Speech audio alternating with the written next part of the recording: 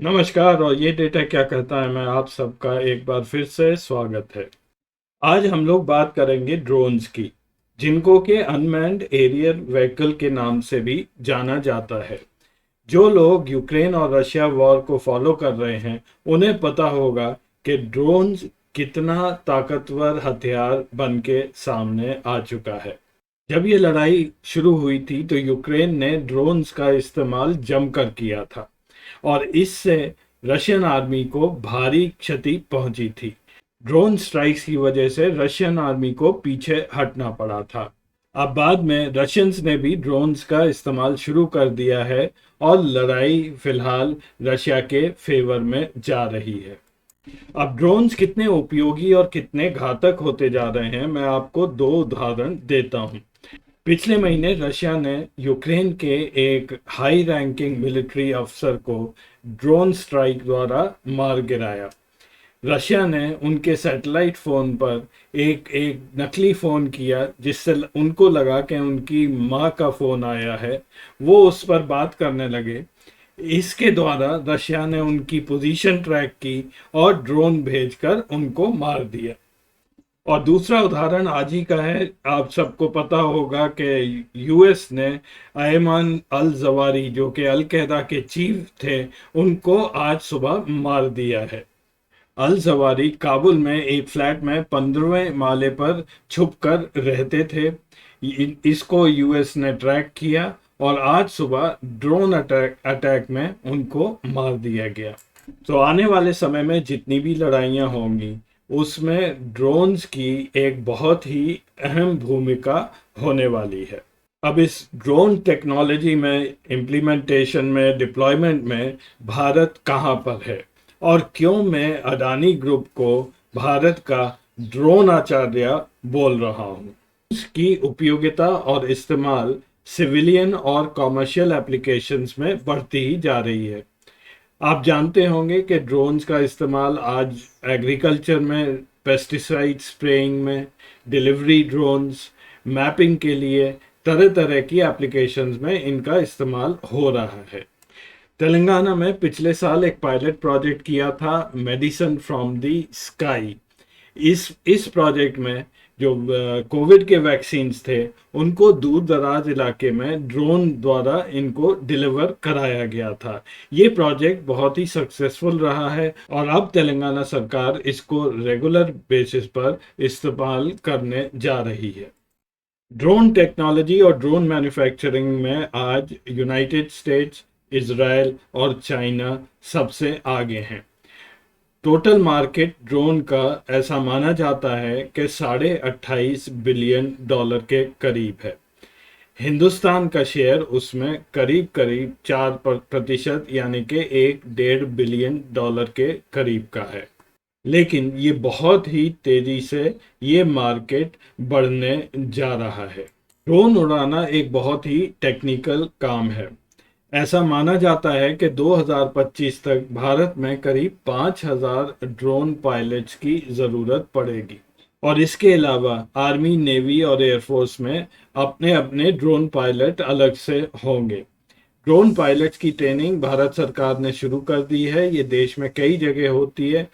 एक drone pilot बनने के लिए लगभग 50,000 से 1 लाख रुपए तक का खर्चा है और ये ट्रेनिंग डीजीसीए सर्टिफाइड इंस्टीट्यूट्स द्वारा दी जाती है।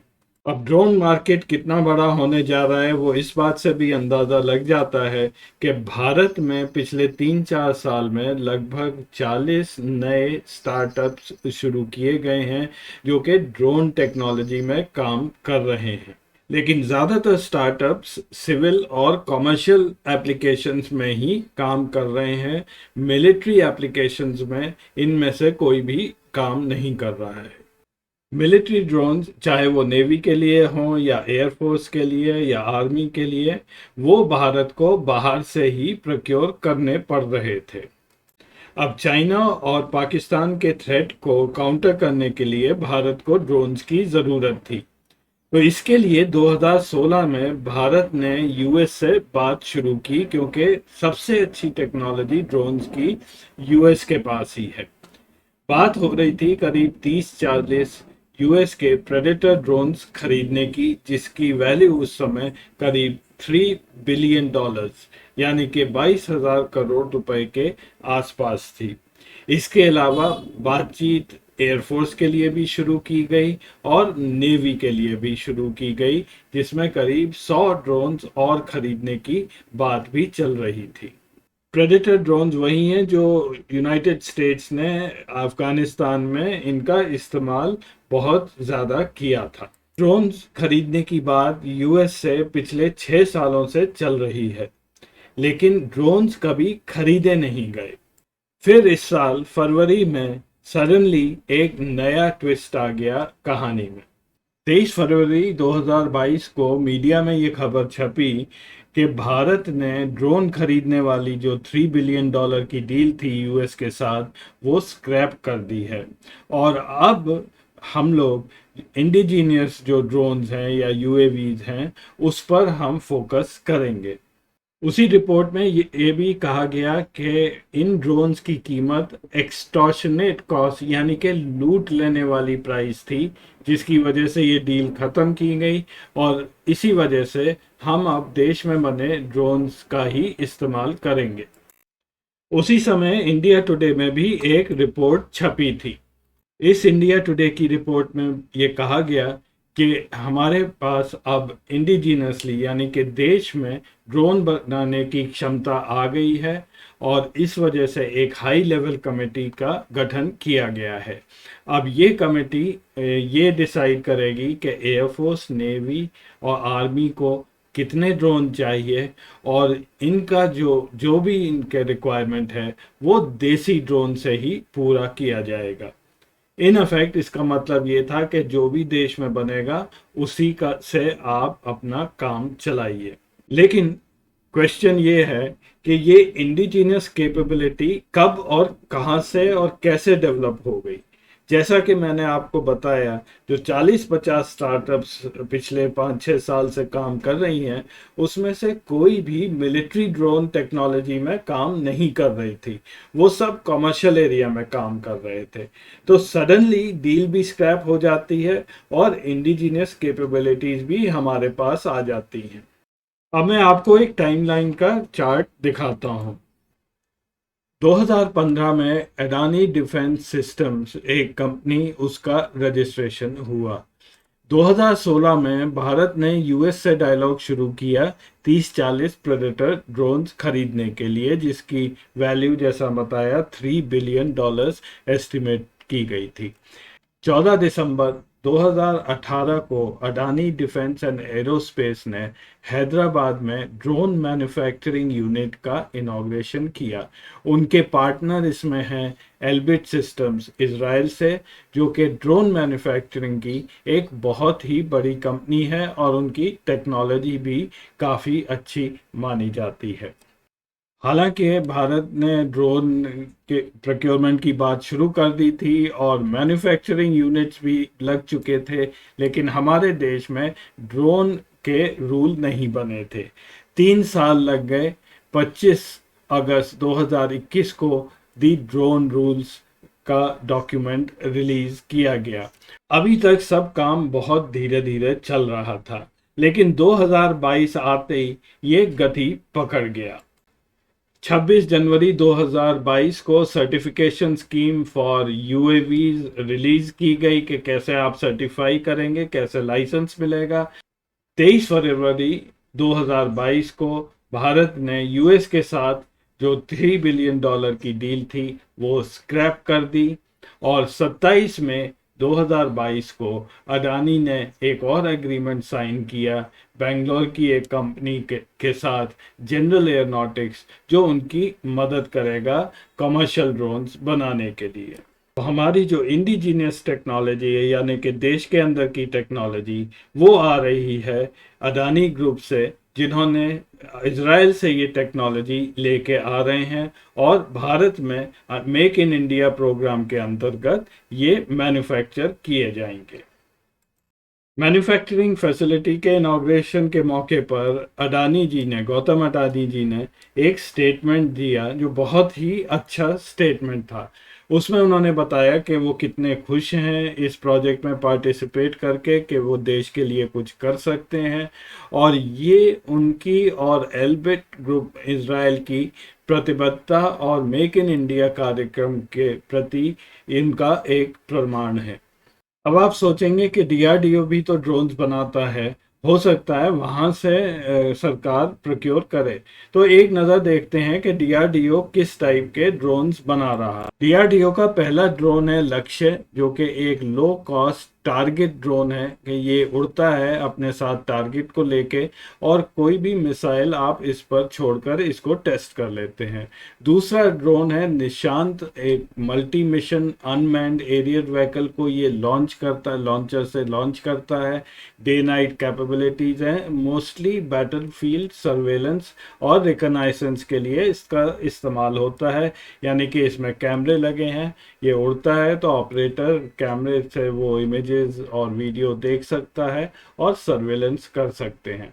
तीसरा है रुस्तम एक, जो कि एक बड़ा ड्रोन है। ये एक अनमैन्ड एरियल व्हीकल है, ये एक हवाई जहाज की तरह लैंड और टेक ऑफ करता है, और इसको भी फिलहाल सर्वेलेंस, रिकॉनाइसेंस और टारगेट एक्विजिशन में ये इस्तेमाल किया जा रहा है। डीआरडीओ कोई भी वेपनाइज्ड ड्रोन अभी नहीं बना रहा है। और अंत में मैं आपको एक कंपैरिजन शीट दिखाऊंगा। इसमें हम कंपेयर करेंगे फीचर्स जो हर्मिस ड्रोन है, जो कि हिंदुस्तान में बन रहा है अडानी एरोस्पेस द्वारा, फिर बेरैक्टर TB2 जो कि यूक्रेन में जिसका इस्तेमाल बहुत ज़्यादा हुआ है, ये एक टर्किश ड्रोन है और ये पाकिस्तान के पास भी है। और तीसरा है प्रेडेटर ड्रोन, जो कि हम जिसके लिए हम यूएस से बात कर रहे थे, तो उसके क्या फीचर्स हैं। तो ये है वो कंपैरिजन चार्ट। पहले कॉलम में है प्रेडेटर ड्रोन, जो कि जनरल एटॉमिक्स बनाता है यूएसए का। दूसरे में टर्की का बेरैक्टर TB2 है, और तीसरे में हर्मेस 900 है। मैं आपको एक चीज़ बता दूं कि कई वेरिएंट्स हैं ड्रोन्स के, तो मैंने ये मॉडल्स जस्ट रैंडमली चूज़ किए हैं। तो सबसे पहली चीज़ मैं आपको बता दूं कि बेरैक्टर TB2 एक छोटा ड्रोन है। ये करीब इसकी रेंज 100-150 किलोमीटर ही है, यानी कि एक बैटलफील्ड ड्रोन है। इसका इस्तेमाल यूक्रेन ने रशिया से किया हुआ है। वेट में भी ये करीब 650 kg का है, जबकि बाकी दोनों 1000 kg के ऊपर के हैं। लेंथ, विड्थ और हाइट में भी ये बाकी ड्रोन से छोटा है। प्रेडेटर MQ-1 और हर्मिस 900 ड्रोन लगभग इनके फीचर्स बराबर के ही हैं। दोनों की रेंज 1000 किलोमीटर से ऊपर है, दोनों की स्पीड 200 किलोमीटर के ऊपर है। ये ऊंचाई में हर्मिस थोड़ा सा ज़्यादा ऊपर जा सकता है, ये करीब 30,000 फीट तक जाता है, जबकि बाकी ड्रोन 25,000 फीट के आसपास रहते हैं। अब मैं आपको दिखाऊंगा कॉस्ट की जो रो है। एक डिस्क्लेमर है कि कॉस्ट कभी कोई मैन्युफैक्चरर ऐसे रिलीज नहीं करता है। ये जितनी भी कॉस्ट मैंने पिकअप की हैं, ये इंटरनेट पे पिकअप की हैं, और ये गलत भी हो सकती हैं, बहुत गलत भी हो सकती हैं। प्रेडेटर ड्रोन और बेरैक्टर की कॉस्ट आप अगर गूगल करेंगे तो आपको मिल जाएगी। हर्मेस 900 की कॉस्ट मैंने जहां से ली है वो मैं आपको अगली स्लाइड में दिखा दूंगा। MQ-1 प्रेडेटर की प्राइस करीब 4 मिलियन US डॉलर्स है। बेरैक्टर TB2 की कॉस्ट 1 से 2 मिलियन डॉलर्स है, और हर्मेस 900 की कॉस्ट 18 से 30 मिलियन डॉलर है। और हर्मेस 900 की कॉस्ट मैंने ली है इजराइल डिफेंस एक मैगजीन से, उसका लिंक मैंने नीचे दिया हुआ है, जिसमें ये मेंशन किया गया है कि उसकी कॉस्ट करीब 18 से 30 मिलियन डॉलर है।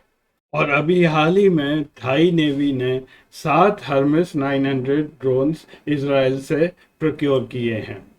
थाई नेवी के वाइस एडमिरल ने इस प्रोक्योरमेंट का डिटेल्स दिए थे एक प्रेस स्टेटमेंट के द्वारा। उनके अनुसार हर्मेस 900 की जो कीमत है वो करीब करीब 15.8 मिलियन US डॉलर्स की है।